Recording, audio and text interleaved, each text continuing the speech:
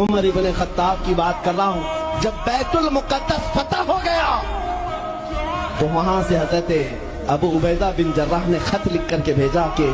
لوگوں کی خواہش ہے عمر ابن خطاب آپ تشریف لائیں، بیت المقدس کی چابی آپ کے ہاتھ میں دی جائے، آپ تشریف لائیں۔ تو عمر ابن خطاب رضی اللہ تعالیٰ عنہ مدینے سے چل پڑے اپنا ایک غلام لے کر کے، لیکن غلام اور خود ہونے کے بعد ایک ہی گھوڑا تھا۔ طے یہ کر لیا غلام کے ساتھ